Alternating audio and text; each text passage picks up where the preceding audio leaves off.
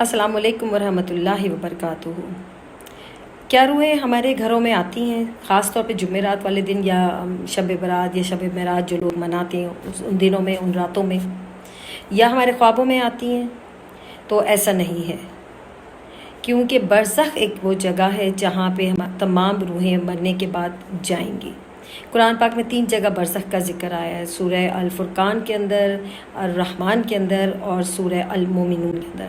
और सूरह अल मोमिनून के अंदर ज़रा वाज़ेह तौर पे आया है कि अल्लाह ताला फरमा रहा है कि जब इनको मौत मिल जाएगी तो ये बोलेंगे कि हमें वापस भेज दो ताकि हम कुछ नेक अमल करें, मगर मैं उनको उस वक़्त बोलूँगा कि अब तुम क़यामत तक बरज़ख में रहोगे।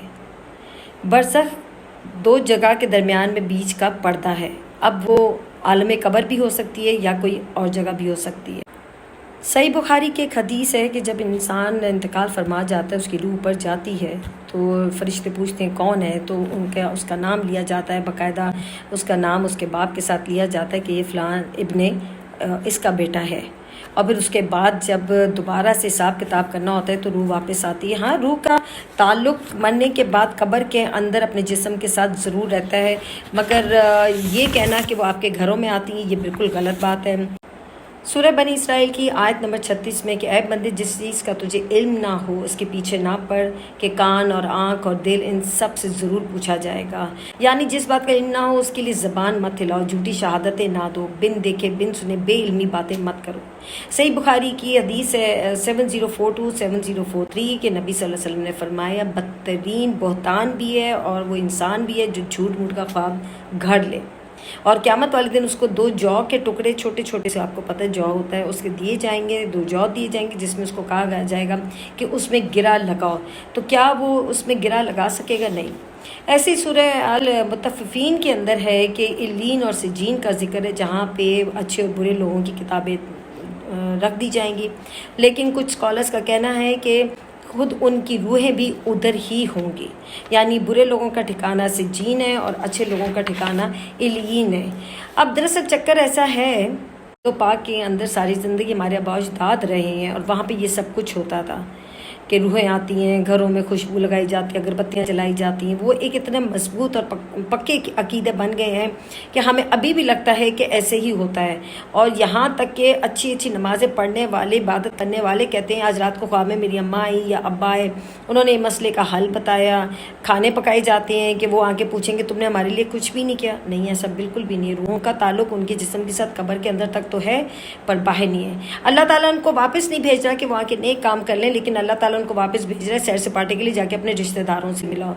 प्लीज़ इस किस्म की बेपरकी मत उड़ाएं। जो भी इस किस्म की गलत बातें करें, अल्लाह ताला उनको नेक हदायत दे, और अगर वो नेक हदायत नहीं पाएंगे तो फिर क़यामत वाले दिन जॉब के जो दाने ना, इस तरह उनको भी गिराएं लगानी पड़ेंगी और पता नहीं क्या कुछ उनको हिसाब किताब देना पड़ेगा लोगों को बहकाने की वजह से। उनके पास एक बात है कि जी हम किसी आमिल के पास जाते हैं, वो हमारे बाप की भी आवाज़ सुना देता है, माँ की आवाज़ सुना देता है। हम बैठे हुए थे, हमारे सामने से हमारे अब्बा गुजर गए, हमने खुद देखा नहीं।